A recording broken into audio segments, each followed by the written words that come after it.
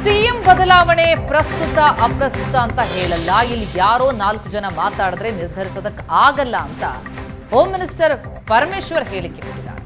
ಹೈಕಮಾಂಡ್ನಿಂದ ವೀಕ್ಷಕರು ಬಂದು ಶಾಸಕರನ್ನ ಕೇಳ್ತಾರೆ. ಅದೆಷ್ಟು ಬಾರಿ ಅಧ್ಯಕ್ಷರು ಸಿಎಂ ಬದಲಾವಣೆ ಮಾಡಿದ್ದಾರೆ, ಇದೆಲ್ಲ ಹೈಕಮಾಂಡ್ಗೆ ಕಾಮನ್ ಅಂದ್ರು ಗೃಹ ಸಚಿವ ಜಿ ಪರಮೇಶ್ವರ್.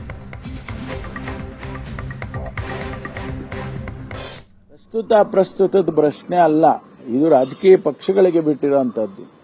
ಜನಸಮುದಾಯ ಇವತ್ತೇನು ಯಾರು ಮುಖ್ಯಮಂತ್ರಿ ಆರಿಸೋರು, ತೀರ್ಮಾನ ಮಾಡೋರು ಯಾರು? ಶಾಸಕರನ್ನ ಅವರು ನೀವು ಕೇಳಿಕೊಂಡು ಹೈಕಮಾಂಡ್ ಇಂದ ಬರ್ತಾರೆ, ಯಾರೋ ಅಬ್ಸರ್ವರ್ಸ್ ಬರ್ತಾರೆ, ಅವರು ಅದನ್ನ ತಿಳಿಸಿ ಹೈಕಮಾಂಡ್ನವರು ಆಯ್ತು ಈ ರೀತಿ ಅಭಿಪ್ರಾಯ ಇದೆ, ಶಾಸಕರದ್ದು ಈ ರೀತಿ ಅಭಿಪ್ರಾಯ ಇದೆ ಅಂದಾಗ ಅದನ್ನ ಪರಿಗಣಿಸ್ತಾರೆ. ಅದು ಭಾರತೀಯ ಜನತಾ ಪಾರ್ಟಿಯಲ್ಲೂ ಹೌದು, ನಮ್ಮ ಪಕ್ಷದಲ್ಲೂ ಹೌದು. ನ್ಯಾಷನಲ್ ಪಾರ್ಟೀಸ್ ಅಲ್ಲಿ ಹೈಕಮಾಂಡ್ ಕಲ್ಚರ್ ಏನಿದೆಯಲ್ಲ, ಅದು ಅಭಿಪ್ರಾಯ ಸಂಗ್ರಹಣೆ ಮಾಡಿ ತೀರ್ಮಾನ ಮಾಡ್ತಾರೆ.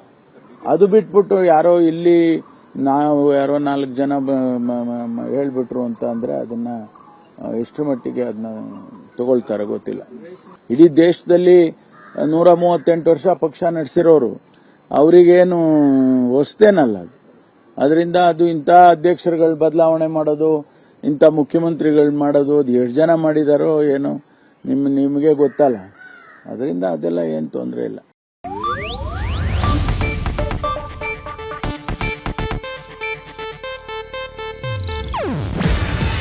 ಇದು ಏಷ್ಯಾನೆಟ್ ನ್ಯೂಸ್ ನೆಟ್ವರ್ಕ್ ಪ್ರಸ್ತುತಿ.